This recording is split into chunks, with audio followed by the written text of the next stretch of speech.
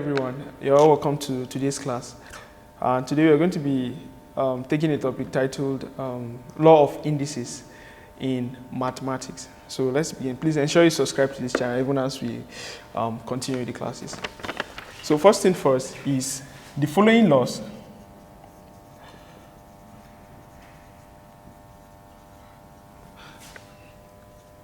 of indices are true for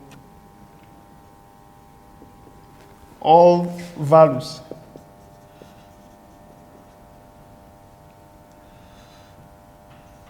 of a, b, and x not equal to 0. Now the following laws of indices, which I'm going to be giving, are true for all values of a, b, and x not equal to 0. So it's very important, x not equal to 0. Now I'm going to be taking the laws one by one. So the first law of indices now, which is 1, it says when I have x raised to the power a times x raised to the power b, it's the same thing as me having x raised to the power a plus b. This is the first law of indices. Having x raised to the power a times x raised to the power b, the same thing as me having x raised to the power of a plus b. Now, for example, let me consider an example and apply the law. Now, for example, if I have simplify 10 raised to the power of 2 times 10 raised to the power of 3. Now, according to law of indices, the first law of indices, if I have x raised to the power of a times x raised to the power of b, same thing as x raised to the power of a plus b, all I just need to do, if the numbers are the same and the powers are different, or probably the powers are the same, all I just need to do is to add the powers because of the multiplication sign. So if I'm solving this now, I'm going to have it as solution.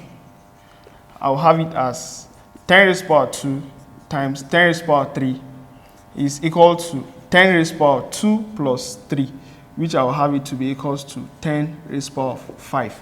So this is the first law of indices. Now let's proceed. The second law of indices says if I have x raised to the power of a divided by x raised to the power of b, it's the same thing as me, because of the introduction of the division sign here, it's the same thing as me having x raised to the power of a minus b. That's the law. Now, for example, if I have a question that says simplify 22n raised to the power of 7 divided by n raised to the power of 3.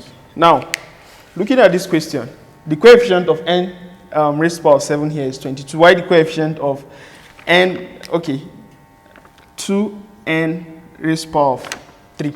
Now, the coefficient of n raised to the power of 7 here is 22. Why the coefficient of n raised to the power of 3 here is 2. Now, if I'm going to solve this now, I'm going to come here and say solution. I'm going to have it to be equal to 22n raised to the power of 7 divided by 2n raised to the power of 3 is equal to, now I have to divide the coefficient. If I have a coefficient attached to a particular alphabet, first thing first, I'll divide the coefficient before subtracting the power. So if I'm doing that, I'm going to have 22 over 2, then in bracket n raised to the power. According to the law of indices, I'm going to subtract b from a. So here my b represents 3 and my a represents 7 here. So I'm going to have 7 minus 3, which I'm going to have 22 divided by 2 is 11. Then I have multiplied by my n, 7 minus 3, I have 4. So n raised to the power of 4. So that's the second law of indices. So let's proceed to the third law of indices. So the third law of indices, that's number 3, says if I have x raised to the power of 0 is equal to 1. It's same if I have x raised to the power of 0, and x could be any number that is not equal to 0. So in other words, I would say my x is not equal to 0. It could be 1, 2, 3, 4, like that. Any number but not 0. Now if I have x or any number raised to the power of 0, it's the same thing as me having the answer to be 1. That's this law of indices. Now for example, if I have simplify 5 raised to the power of 0, so solution, according to this law, 5 raised to the power of 0 is the same thing as me having 1. So that's the third law of indices. Now come to the fourth law of indices. So for the fourth law of indices says if I have x raised to the power of minus a, that's x raised to the power minus a, same thing as me having an inverse of x raised to the power of a.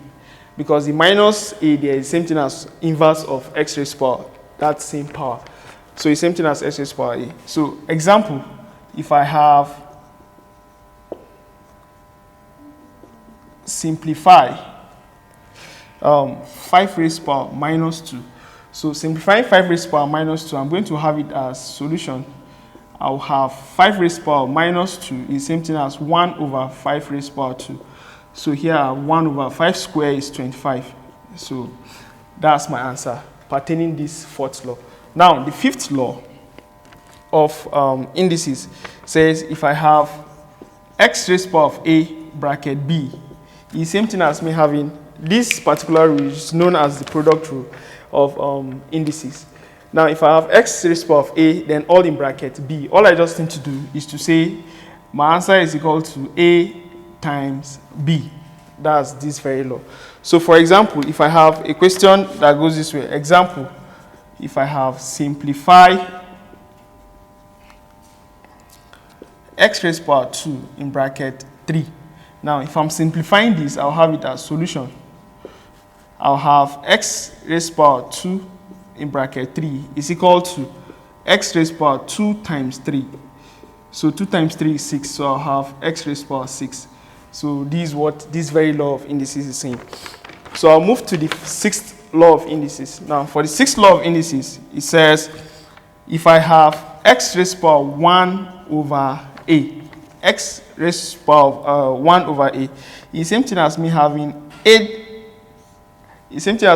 a root of x. That's the law. Same thing as me having a root of x. So this a could be 2. If the a is 2, then I'm going to have it as just square root of x. If the a is 3, I'm going to have it as cube root of x. So that's how it goes. Now, so example, I have simplify 9 raised to the power of 1 over 2. So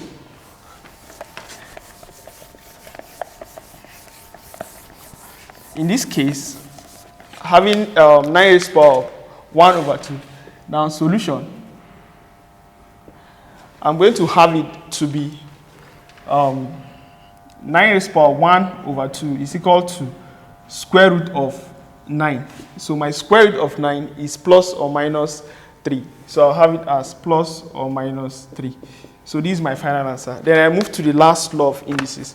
So for the last law of indices, that's law number 7. It says if I have x raised to the power of a over b, it's the same thing as me having b root of x raised to the power of a. That's the last law of indices, the seventh law of indices. Now, for this very law example, if I have a question that goes this way, it says simplify 8 raised to the power of 2 over 3. So according to this very law, I'll have solution 8 raised to the power 2 over 3 is equal to me having cube root of 8 raised to the power 2. Now, so me having cube root of 8 raised to the power 2 is the same thing as me having cube root of 8 square is 64. So I have 64. So now cube root of 64 is equal to 4. So these are the 7 laws of indices. So thank you very much for following today's class. Just in the next class, I'm going to be treating further examples regarding indices. So please stay with us in the next class. Thank you very much.